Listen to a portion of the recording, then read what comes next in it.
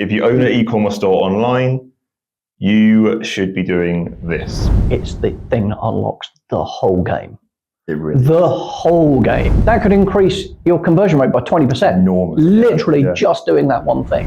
Now, people don't really buy features, they buy benefits, and they buy what they're looking for. I cannot believe how effective it is. I know I'm in the right place, so I'm going to stay.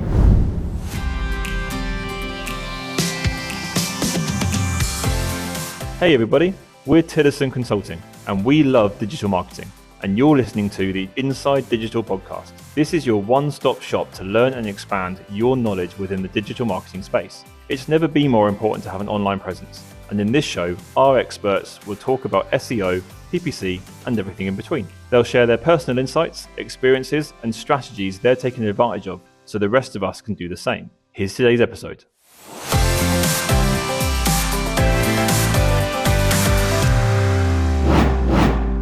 Tom told me we can turn £1,000 into £2,500 in 5 simple steps.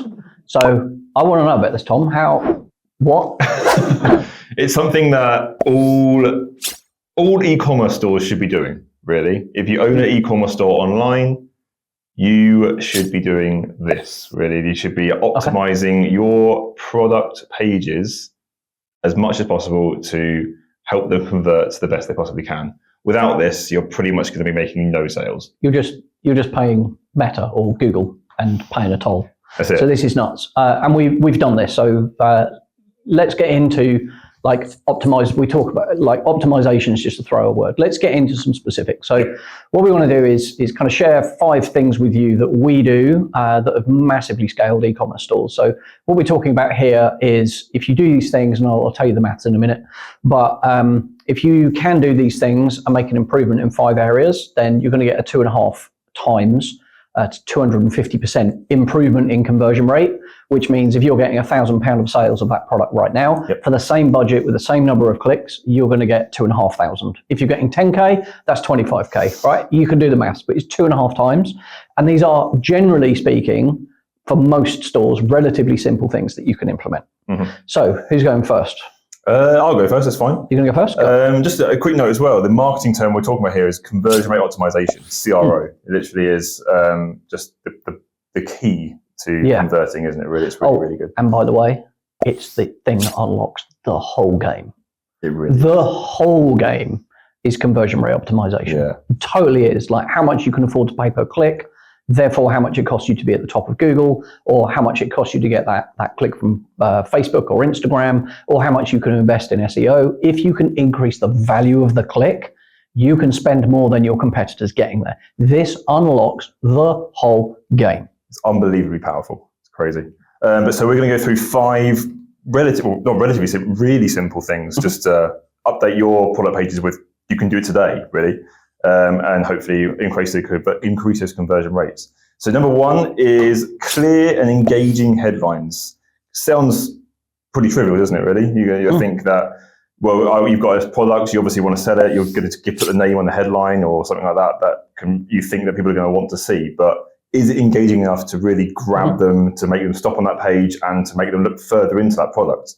Just really trying to using attention-grabbing sort of titles, the product's key benefits, key features, perhaps. I think relevance is one of the key things. It's typically it's going to be the first or second thing you see on a page. Yep. So you take a particular example. If we're talking about, let's say we're talking about something everybody knows about, an extension lead, right? So I can see one out the corner of my eye. That's why I picked it. So there's a cable. It's plugged into the wall and it's got 4 sockets on the end. Okay, so. But when you're buying one of those, actually, if you're looking at a product and you go, it's a 2-meter cable, rather than just going, here is whatever the brand it is, extension lead, and then at the end somewhere or in the detail, it says 2-meter 4 sockets. Yeah. But if you put the 2-meter 4-way extension lead, I know immediately I land on that page. Oh, actually, I was looking for a 2-meter 4-way extension lead. That's exactly what I want. But I find out in the first 2 words.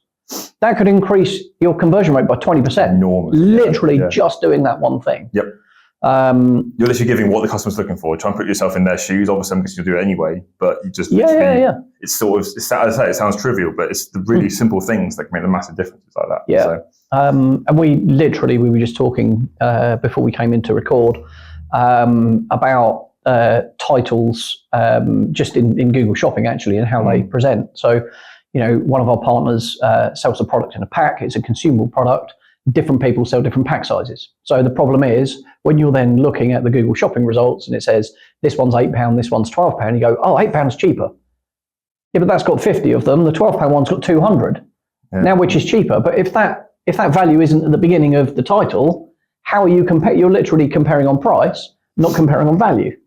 So, things like that, again, just putting that value at the beginning, then that title is going to help me convert because I see value in 200 rather than 50 or whatever. Yeah, instantly as well. And the other thing with that is thinking about what does that mean in real life to real terms. You could A/B test a title or think about the title and think, actually, if you had 50 of those, that's going to last you a year. So maybe you put a year's supply is your title rather than 50. Would that increase your conversion rate by 20%? I think there's a reasonable chance it would. Yeah, no, I agree with that, definitely. So yeah, clear and engaging headlines on any product is and don't make them too long. No, don't put all this junk of putting like part codes and things like that in that people are clearly doing to try and optimize it for a search engine and stuff like that. If people are always searching for that part code and you want to land on that page and go, that's that part code, and you want to reinforce it, and that's the most of the audience, then totally do it. Yeah, of course. But if they're not, then you want to think about using that title sparingly. You think about putting the words at the beginning which are going to resonate most with the person who's landing on that. Yeah, definitely. Obviously, think about screen sizes as well. Most people are going to look on their mobiles at shops and stuff these days. So the title is massive. It's going to create more scrolling, perhaps. So keep them short as possible, and the font size and all that stuff as well. So that's the first thing probably we're going to see. Maybe the image, maybe that. Yep. So immediately we land on a page and I know I'm in the right place, so I'm going to stay. If you make it more difficult, then the more likely they're going to scroll and get confused or just hit the back button because it's not immediately obvious. Yep. So we're only talking about a small increase of 20% improvement in performance there. So I'm going to do the maths as I go and keep watching just to see if my maths goes off kilter and we totally fail on this, which I probably will. So £1,000 with the headline changes is now £1,200. Okay, so cool.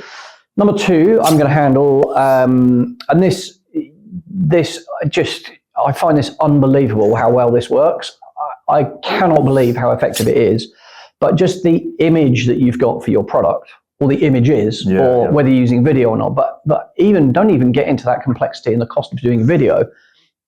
We did an A/B test on a header image on a product. This was a lead generation page, but basically had a header image that was, had a person in it, smiley face, doing the thing that the page was about, was relevant, no problem, and it worked perfectly fine for like 2 years.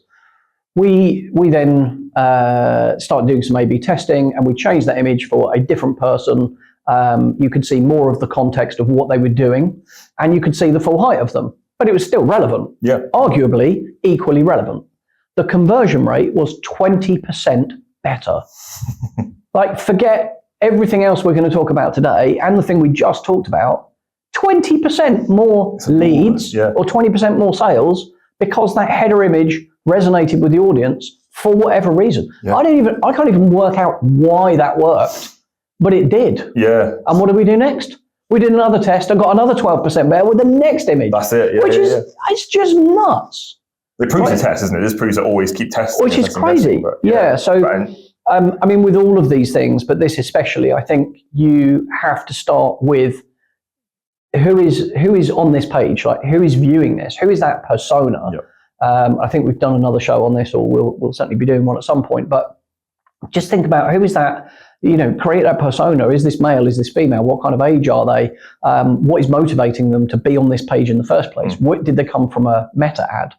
Is it an interruption ad where the page you're landing them on needs to explain the concept before you can sell the product? Or are they coming from search where they know what the product is, they understand the concept, they're sold on the concept, you just need to sell them your product? They're very different pages. Yeah. So, but just think about, if you know who that is and why they are here and what the thing that is going to be their biggest concern. You know, do they have a big problem they've got to solve, or is this a kind of a nice to have kind of purchase? What does that then say about the images?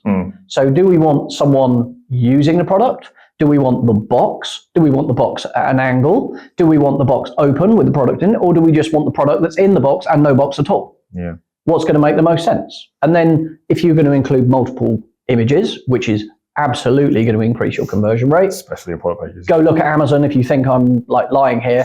I think 9 images. Do you think that's an accident? No, definitely. No. Like Amazon have tested this. They've got 9 images. They know that converts better, which is why every product on Amazon has 9 images and or videos. So why do you only have 1 on your store? Right? Amazon's showing you the way. They've already done this work. They've paid millions of dollars to do it. Just, be inspired. I was going to say copy, but be inspired by Amazon, right? So when you get into that, then think about, well, if this is a complex product, maybe the back of this product with the connections, if it's an electronics product, if it's a TV, show me all the connections on the back. Yeah. That's going to help me decide. But those images, quickly, swipe, right? That's going to help me convert. It's going to answer my questions way more quickly. Yeah. So images, for me, obviously you want kind of good quality images. That kind of goes without saying. But I think just think about if someone was physically stood in a store and picked this product up, what would they do? Right? Look on the back of the box, look at the spec. Yep. They'd look on the back of the box, see the use case, or they'd pick the product up and they'd turn it around and they'd open the flap for the batteries or whatever it is, right? Or if it's a dress or something, they'd hold it up or see it goes with a different color of whatever it's going with, exactly, right? But they can't do that obviously from their own home, can they? No, so make sure that happens. But if you have an image from the front, from the back, from the side, exactly, yeah, then that's better. Yeah. If the model wearing the dress is in context of they're at a party, and I can imagine myself as a woman, right, at the party wearing the dress, having a nice time, the conversion rate's probably better. Yeah, definitely. So I think, and then you've got which way is the model facing? Is she facing camera? Is she facing off the camera? What context is she? What situation is she in? That kind of thing. Yeah. All of that, any of that, you can test to see if that would improve conversion rate. So where did we get to? £1,000 to 1,200.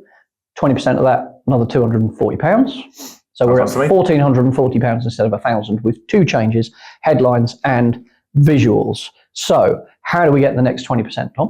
The next 20% is coming from persuasive product descriptions and information. So literally just adding as much features, benefits, descriptive information you can give about your product to the customer as quick as possible. Now, people don't really buy features, they buy benefits, and they buy what they're looking for. They have a problem, maybe their shoes come undone, or their shoelace is broken, so they're looking obviously for maybe a shoelace that won't break again, sort of thing. I think you're digging yourself. I really looked at my foot there and was like, I'm going to use this as an example, but it didn't work. But anyway, so they're looking for something a problem in their life at that point, and they want to obviously fix that. And your descriptions, listing the benefits, stuff like that, is going to hopefully show them that they want your product to buy. Yeah. There's so many different ways of doing this as well. Obviously, product pages are now, they're not just the products. The product, if you keep scrolling down some product pages, you'll see a blurb about different things, different use cases. You'll have testimonials, probably stuff like that. But you can use these little blocks as well as another place to have a descriptive area or thing to say what your product's about, what it does, and everything like that. And also next to your product as well, have very short bulleted points. The shorter information gets to the point quicker. It's easy to read, and people can skim that stuff and just sort of get to the point really quick, can't they? Yeah, well, I think you've got that. I've landed on the page. I know I'm in the right place because the headline's super relevant and it looks relevant, so I'm going to stay. What do I do then? Maybe I've looked at the picture and that looks relevant, and those 2 things, I've landed, I'm going to stay. But the next thing I'm going to do is kind of qualify. I'm looking, if you think the user is looking for a reason to leave, how do I stop them? So rather than thinking, how do I keep them, think about how do I stop them leaving? Make sure it's relevant, you've got that title. Make sure it's relevant, you've got that image, it looks like the thing that I probably want. The next thing is they're then going to qualify that to make sure they've made the right decision to say. This happens in a fraction of a second, right? So you're absolutely right. And I think we did some optimization on store just recently, and the conversion rate has gone up 25-30% actually, from just changing this big long waffle of like a paragraph of text where you had to read all through to try and understand these details, to just going bullet, bullet, bullet, bullet, right? With the main features. Which features did we choose? We did keyword research to kind of sound out and understand which are the features that are most important when people are searching for this product. And the search data told us, well, actually, 28% of the time people look for this attribute, and 12% of the time people look for this attribute. So we go, which one goes first? Well, the one with 28%, like clearly. So, going back to our extension cable example, the length or the number of sockets is going to be the two most important features most of the time. Now, it may be that the third thing actually is the number of amps, right? Or the voltage supply might be pretty important if it's a more technical cable. But things like that. But you might have people search for heavy duty. So again, you might have that in the bullet points, but you decide the order of bullet points based on that. But do not have too many. Yeah. You only want enough to that next part of that conversation. So if you think about it like in the in-store, this is the right product. Oh, does it have this, this, and this? Yes. Okay, I'll pick it up and consider it. Now I'm going to look at the more detail. That in the terms of what we're talking about means I'm in the right place. The bullet points have confirmed it's the right kind of product. Lots of people at that point go, brilliant, buy it. Yes, it's in stock. Here's my price. Buy it. Great. Right. But there are going to be a bunch of people within that then go, looks like the right thing. Now let me read more detail. If you don't get the first 2 or 3 things right, they don't get to the detail. If you give them all of the detail at once, they're just going to go away. It's too difficult. So you lose conversion rate from that. So yeah, the descriptions and the information are really important for SEO as well. Yep. And the way you structure that can help rankings, which gives you more traffic. But this episode is about conversion rate. But yeah, so you can A/B test, and I would always do this. So the next level, once you've optimized, is A/B testing, and you could then test. What happens if I put 4 bullet points instead of 5? What happens if I change the order of the bullet points? What happens if I make the text a little bit shorter and easier to understand? What happens if I go to ChatGPT and go, write this as if I'm 12? Explain this to a 12-year-old, like use the language, and you might find that converts better. So that, again, that 20%, I think you can easily achieve just by making a better job just of those bullet points, and then including more detail, not endless waffle, but more detail about the much more specific. So I don't know, our extension cable example is, I don't know, is this suitable for this type of appliance? Yeah, that helps. Yes or no, because if I'm buying it because I want to plug a microwave into it, I want to know if it's safe. Does it have surge protection? Is that important to me? Is that in one of the most important bullets? Is that in the detail? How big is this thing? What are the dimensions? How thick is it?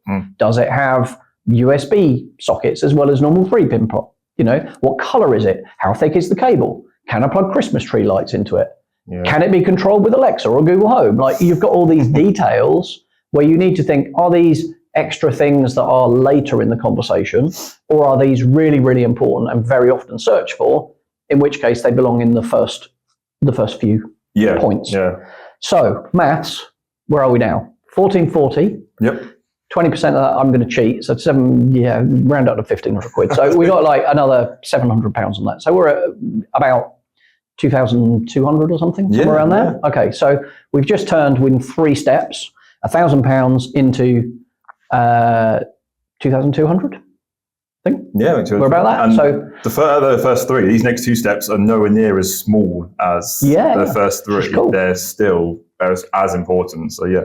Okay, so this one is a real big one for me, and this one actually sounds like Donald Trump. This one's a big one. This one's a big one. So this is a huge one. So we're talking about trust signals, and we've done a whole episode on this before.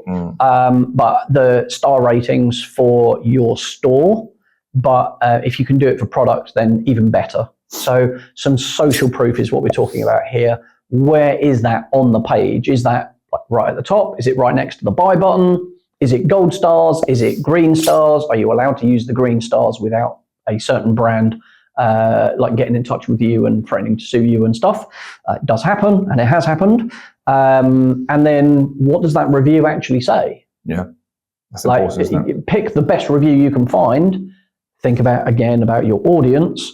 Who is it that's on the page? Which is the review that's going to resonate the most? Or do you have multiple where they can scroll through them? Or do you have an average? How is that presented, and where that is presented can have a huge impact. But the biggest impact, the biggest change you're probably going to get is by including it at all rather than not. And that alone, typically, as long as they're not 1-star reviews, of course, but we're going to assume you have wonderful products and 5-star reviews for everything. Of course. If you have those there and there are other users, then including the star rating and a review is immediately going to be better. The next thing is, well, which review do I put in there? How long is it? What does it detail? Is there a better review? Those sorts of things are going to be important. And the next thing, which you can't engineer unless you lie, is how many reviews you have. So if there's, average 4.8 stars, 263,000 reviews, or 263 is obviously going to be better than 26. Yeah. Right? So you can't really engineer that apart from selling lots of products and having a review policy in place where it follow-up emails. Can you leave us a review to get more reviews? Yeah. But the more reviews you have and the more positive reviews you have, the higher that is going to improve your conversion rate. So we're only saying 20% improvement, and that's really based on just having the star rating and maybe a review. Yeah. If you go the extra steps that we just covered, and there's a ton, you could literally do a whole show on that, then you could probably get that 30, 40, 50% better just by, optimizing that even further. Yeah, definitely. But for today, user feedback, social proof, star ratings, get them on your product pages, ideally for that specific product. Yep. Again, go look at Amazon. That's it. Right? See what they do. They use reviews. It's like everywhere. There's a reason. Yeah. There's a reason. Reason. So definitely you want the review content on there. And if you do some screen recording, so we did in fact, our last episode, we talked about screen recording and watching what users do. And we've definitely seen in there multiple times, people kind of go, what's the reviews? And they scroll down and they read the reviews and then they come back and buy now. So if you don't have them, it's like, well, I don't know about this product. Like, has anyone ever bought it? I don't know. And you lose your conversion rate straight off. That's right, yeah. So star ratings, easily 20%. Yeah. So where were we at? 2,200? 200, yep. So I can do that. It's quite easy, 440-ish. Okay, so we're up to, let's say, 2,600 from £1,000. And then we've got, there are tons more of these. We're just doing 5 to keep this short. Yep. So the fifth one, drum roll. The fifth one, without this, nothing could happen.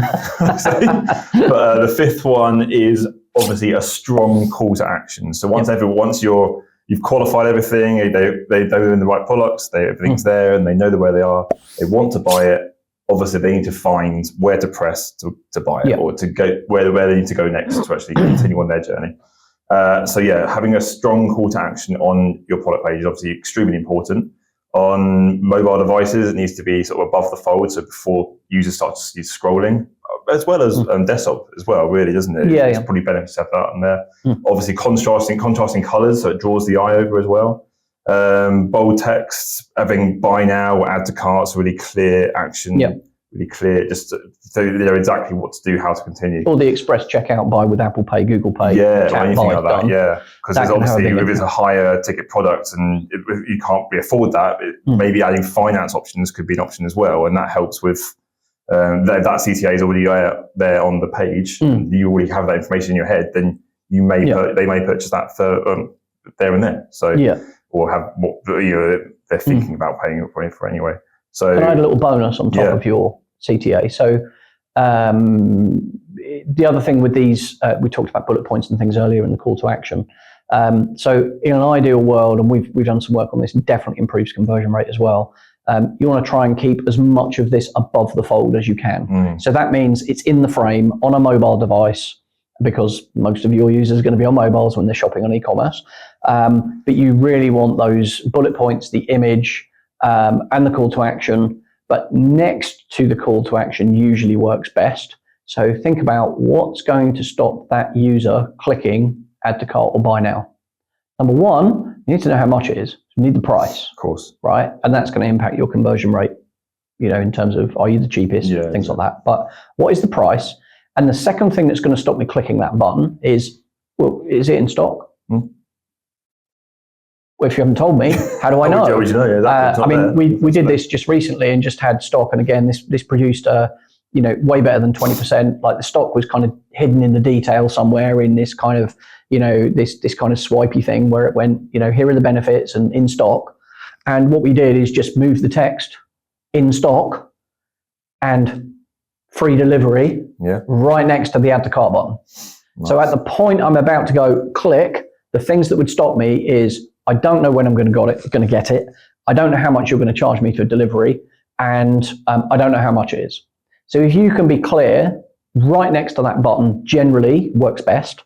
Obviously the price, make sure it's clear whether it includes VAT or not. Make sure you are very clear it is in stock, and then very clear how much or how long it's going to take to deliver. So from your user's point of view, it's the right product. How much is it?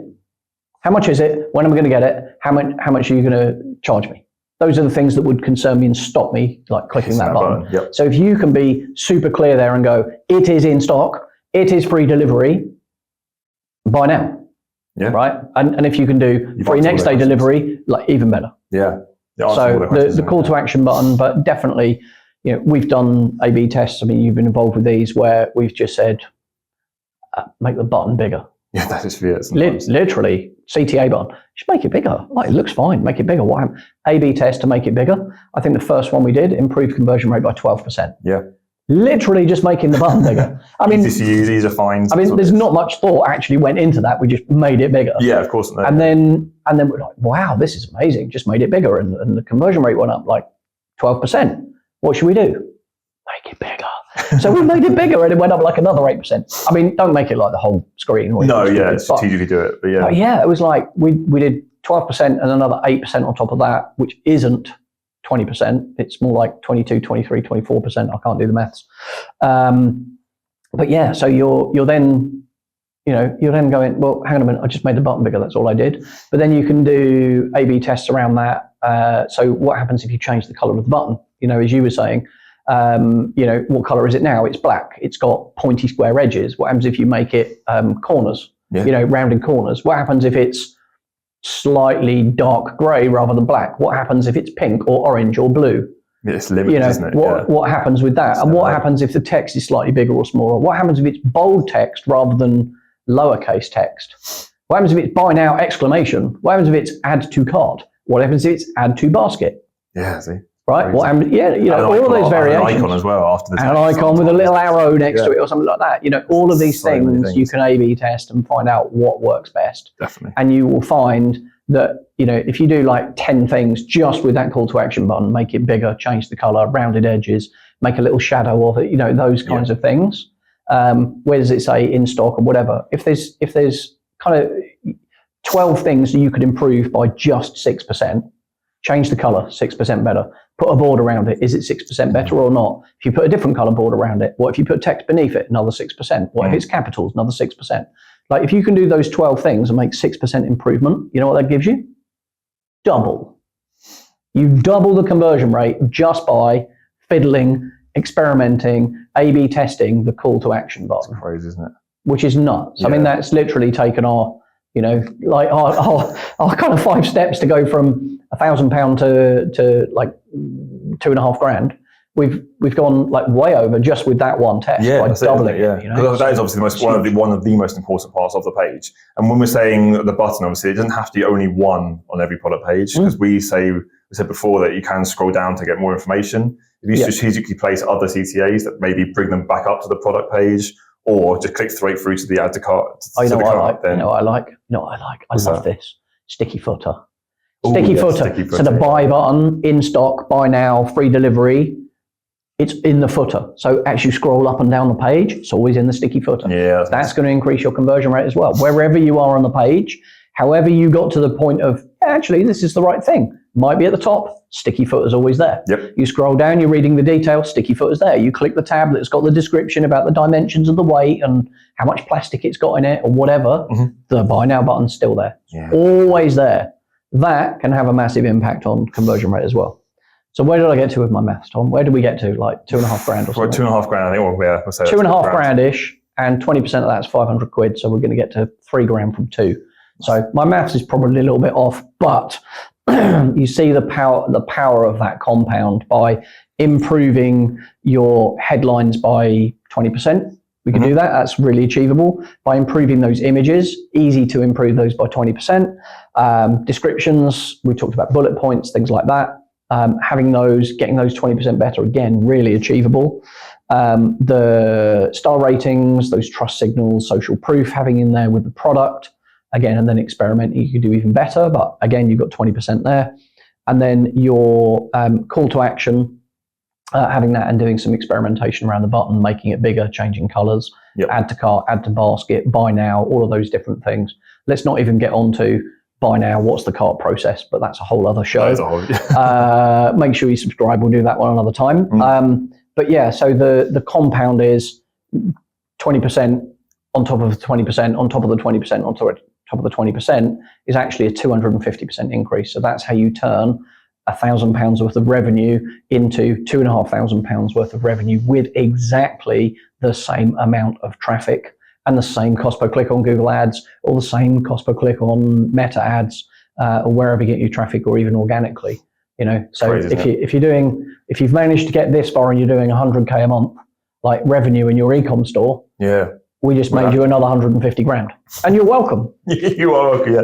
And these are changes you can make like today. Go away and make them today, really, if you want to, because they're not, as long as you've got access to your website and you can just update them, then they're right here. One thing I did hear that we can end it on is a saying I heard, I can't remember where I heard it, and it's design like you're absolutely right, then optimize like you were wrong from the start. Beautiful. We'll credit that somewhere if we find out who said it. Yeah, well. Awesome. So subscribe and comment, and we'd love to hear your thoughts. And if there's something you're struggling with, then give us some feedback, and maybe we'll do a show just for you. Thank you. Cheers, guys.